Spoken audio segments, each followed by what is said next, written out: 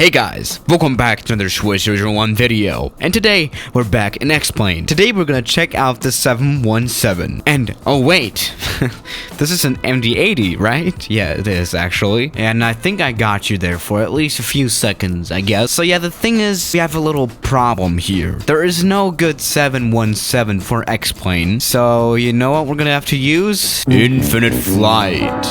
Yeah, alright, so here's Infinite Flight. This is the 717. And you know, the 717 is also called the MD-95. Basically, what the 717 is, it's a smaller MD-80. Is that enough explanation? Yeah, should be alright. Now, the actual thing is that the airliner was designed by McDonnell Douglas. So you might ask, why is it a Boeing plane then? Now, the thing is, the 717 was, or the MD-95, was designed before 1997. And we all know that in 1997, Boeing merged with McDonald's.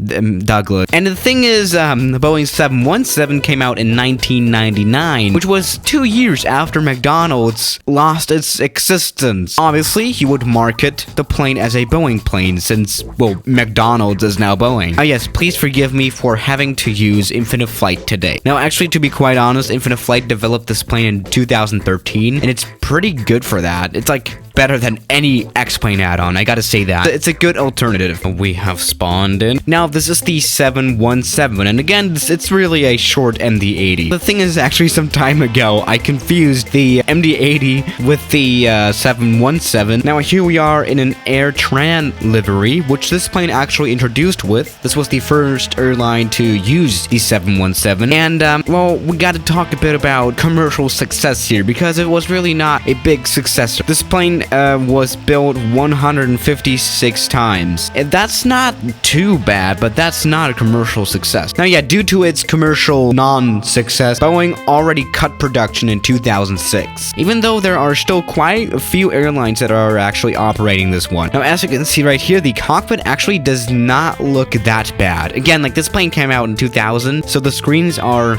medium thick. And yeah, this cockpit is generally a lot more modern than the MD-80 cockpits, for example, but you can definitely feel the McDonald's vibes. And I keep saying McDonald's on purpose. Now, yes, we do have a cabin in this one. Yeah, it's a small cabin. Now, yeah, let's just go fly with this one, I guess. And just generally looking at this, the wings feel kind of small for this aircraft. I don't know. Yeah, whatever. Let's just go ahead and fly this one. And by the way, this really does not look like a plane that came out in 2000, you know, just from the outside. It does not look too modern, does it? St. Bartholomew. Now, this plane should be able to take off from that airport, but alright, so here we are at St. Bartholomew. We have a 10 out of 10 scenery again. Okay, we have reached 100 knots. This should be quite easy to take off.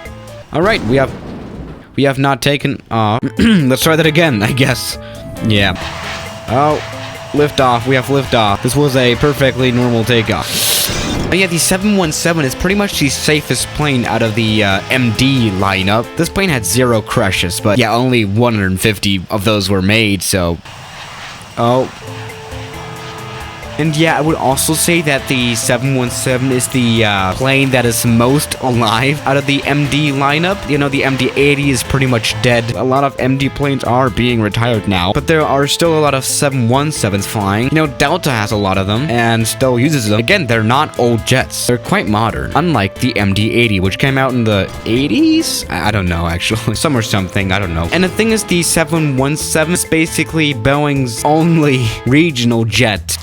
But when you think about it, both Boeing and Airbus kind of suck at making regional jets. Really, Boeing doesn't really have one, and Airbus kind of has the A220, which is not really theirs. It's actually Bombardier's, but okay. Other than that, actually, most regional jets are from Embraer or Bombardier. Bombardier or Embraer, the Embraer jet. Even though the CRJ lineup is also kind of dying, but that's a whole nother topic. Yeah, what else should we do with this one? Alright, let's die, right? It's time for a free fall, isn't it?